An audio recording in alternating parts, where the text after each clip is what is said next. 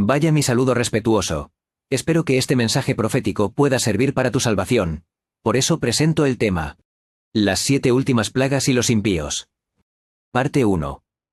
También se le conoce con el gran tiempo de angustia, según Mateo capítulo 24 y versículos desde el 20 hasta el 24 dice: Orad, pues, que vuestra huida no sea en invierno ni en día de reposo, porque habrá entonces gran tribulación, cual no la ha habido desde el principio del mundo hasta ahora, ni la habrá. Y si aquellos días no fuesen acortados, no se salvaría nadie, mas por causa de los escogidos, aquellos días serán acortados. Entonces, si alguno os dijere, mirad, aquí está el Cristo, o aquí, no le creáis. Porque se levantarán falsos cristos, y falsos profetas, y harán grandes señales y prodigios, de tal manera que engañarán, si fuere posible, aun a los escogidos. En este período serán derramadas las copas de la ira de Dios.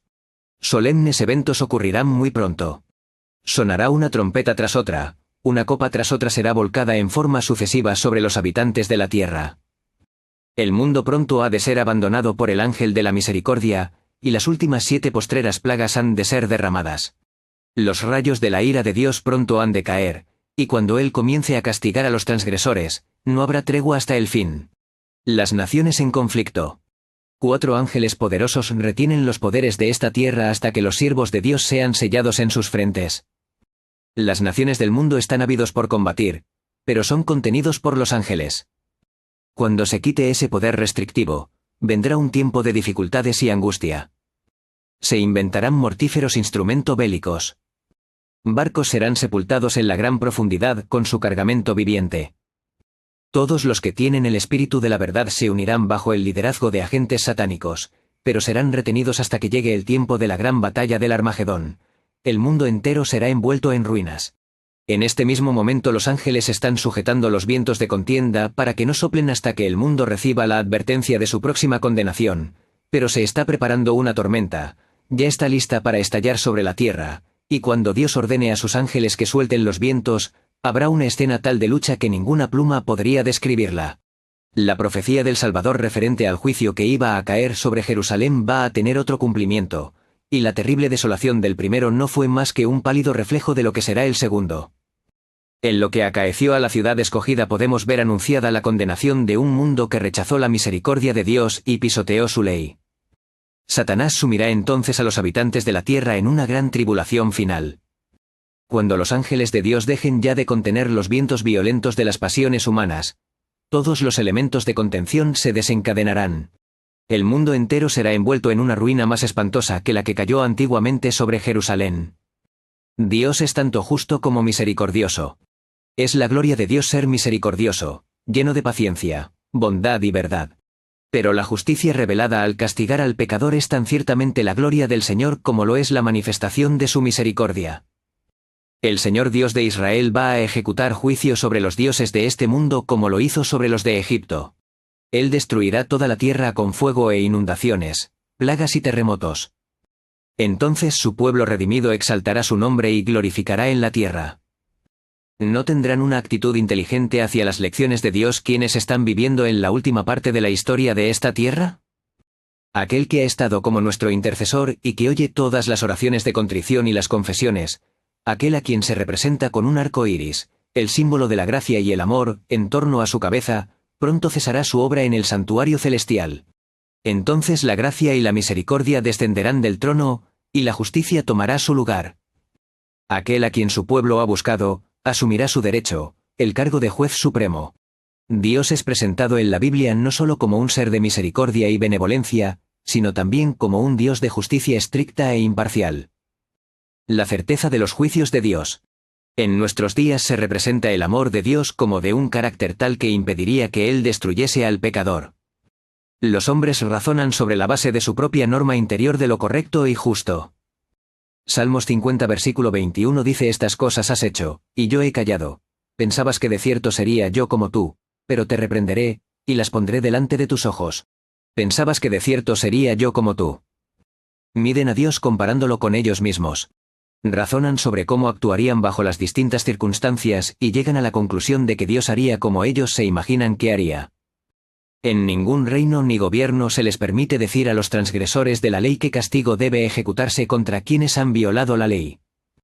Todo lo que tenemos, todas las mercedes de su gracia que poseemos, se las debemos a Dios. El carácter ofensivo del pecado contra un Dios tal no puede estimarse más de lo que puede medirse los cielos con un palmo. Dios es un gobernador moral así como un padre. Es el legislador. Hace y ejecuta sus leyes. La ley que no tiene penalidad, no tiene fuerza. Puede presentarse el razonamiento de que un padre amante no aceptaría que sus hijos sufriesen el castigo de Dios por fuego, teniendo el poder para socorrerlos. Pero por el bien de sus súbditos y por su seguridad, Dios castigará al transgresor. Dios no obra basado en el plan del hombre. Él puede aplicar una justicia infinita que el hombre no tiene derecho a administrar a un semejante. Noé habría desagradado a Dios si hubiese ahogado a uno de los escarnecedores y burladores que lo hostigaban, pero Dios ahogó al vasto mundo. Lot no podía tener derecho a infligir castigo a sus yernos, pero Dios lo haría con estricta justicia. ¿Quién dirá que Dios no hará lo que Él dice que hará? Los juicios vienen cuando Dios retira su protección. Se le ha mostrado que los juicios de Dios no vendrían sobre ellos directamente del Señor, sino de esta manera, ellos se colocan más allá de su protección. Él advierte, corrige, reprueba y señala el único camino seguro. Luego, si los que han sido el objeto de su cuidado especial siguen su propio curso, independientemente del Espíritu de Dios, tras repetidas amonestaciones, si eligen su propio camino, entonces Él no encarga a sus ángeles que impidan los decididos ataques de Satanás contra ellos. Es el poder de Satanás lo que está obrando en el mar y en la tierra, trayendo calamidad y angustia, y barriendo multitudes para asegurarse su presa. El Espíritu de Dios insultado, rechazado, abusado, ya se está retirando de la tierra. Tan pronto como el Espíritu de Dios se aleje, se llevará a cabo la cruel obra de Satanás en tierra y mar. Los impíos han dejado concluir su tiempo de gracia. El Espíritu de Dios, al que se opusieran obstinadamente, terminó por apartarse de ellos. Desamparados ya de la gracia divina, están a merced de Satanás. A veces los santos ángeles ejercen poder destructivo. Los juicios de Dios fueron suscitados contra Jericó. Era un baluarte. Pero el mismo capitán de la hueste del Señor vino del cielo para conducir a los ejércitos del cielo en un ataque contra la ciudad. Ángeles de Dios asieron los masivos muros y los derribaron. Bajo las órdenes de Dios, los ángeles son todopoderosos. En una ocasión, en obediencia a la orden de Cristo, mataron en una noche a 185.000 hombres del ejército asirio. El mismo ángel que había bajado de los atrios celestiales para librar a Pedro, había sido mensajero de ira y juicio para Herodes. El ángel golpeó a Pedro para despertarlo de su sueño, pero fue un golpe diferente como hirió al perverso rey, humillando su orgullo y haciendo caer sobre él el castigo del Todopoderoso. Herodes murió en gran agonía mental y corporal bajo el justo castigo de Dios. Un solo ángel dio muerte a todos los primogénitos de los egipcios y llenó al país de duelo. Cuando David ofendió a Dios al tomar censo del pueblo, un ángel causó la terrible mortalidad con la cual fue castigado su pecado. El mismo poder destructor ejercido por santos ángeles cuando Dios se lo ordena, lo ejercerán los ángeles malvados cuando Él lo permita. Hay fuerzas actualmente listas que no esperan más que el permiso divino para sembrar la desolación por todas partes. El pecador debe llevar plena responsabilidad por el castigo que recae sobre él. Dios no destruye a nadie. El pecador se destruye a sí mismo por causa de su propia impenitencia.